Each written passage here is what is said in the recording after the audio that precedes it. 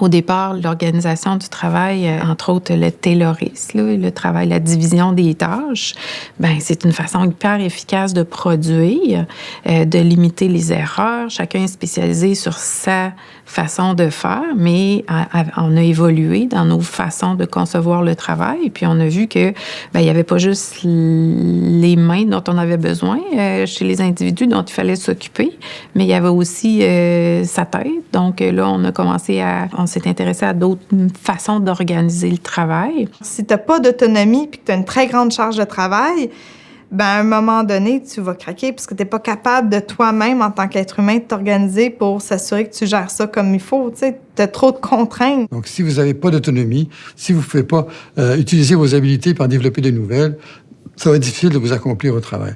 Puis là, dans les dernières années, on parle beaucoup de lean management, mais toujours l'idée derrière, c'est toujours d'organiser le travail de la façon la plus efficiente, efficace possible. Ce qu'on essaie de faire, c'est de découper le temps nécessaire pour faire chacune des activités, pour faire en sorte qu'on la fasse le plus rapidement possible, en tout cas dans le meilleur temps possible. Où tout est chronométré, nommé, puis on s'attend à des résultats, puis les travailleurs sont mis sous pression on veut des résultats. Puis ça a des gros impacts sur la santé psychologique, évidemment, d'autant plus quand cette gestion-là rentre en conflit avec l'objectif de l'emploi, genre prendre soin d'un être humain, d'un autre être humain.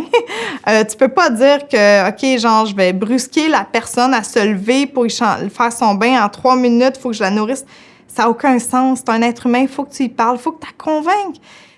Et plus les gens vont mettre l'accent sur la performance, en mettant plein d'indicateurs de performance qu'il va falloir toujours de plus en plus réussir et qu'on va augmenter les indicateurs de performance au fur et à mesure, plus on va essayer de maximiser la rentabilité des gens sans s'intéresser à la façon dont ils font bien leur travail et ce qui fait sens pour eux, plus on a de risques de faire en sorte que les gens développent des troubles psychosociaux. Le message, c'est que les employés sont capables de faire leur travail sans être surveillés, sans surveillance constante. Donc, je pense que ça amène aussi une prise de conscience collective que tout peut rouler, tout peut fonctionner dans des modèles différents. Il y a une tendance à gérer par le travail prescrit, à penser la tâche et pas à penser ce que nous, les ergonomes, on appelle l'activité, mais qu'on peut résumer par travail réel. Il y a une tendance, mais cette tendance, elle est installée depuis les débuts de l'industrialisation. C'est comme ça qu'on a industrialisé, c'est qu'on a géré par la tâche.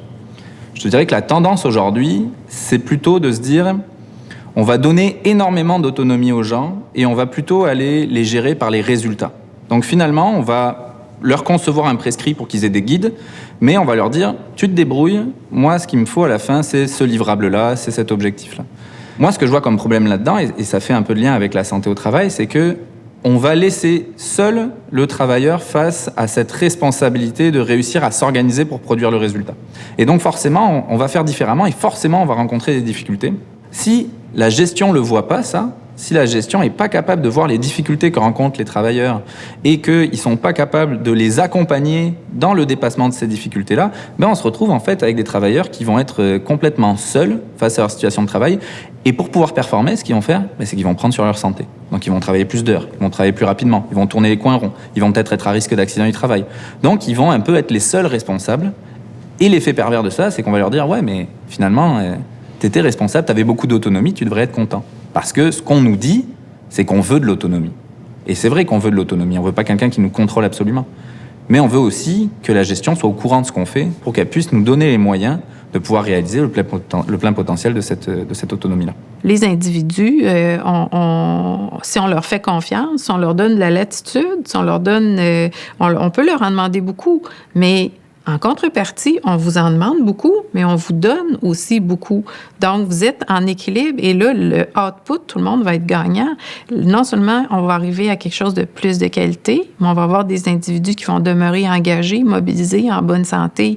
Donc, c'est du gagnant-gagnant, là.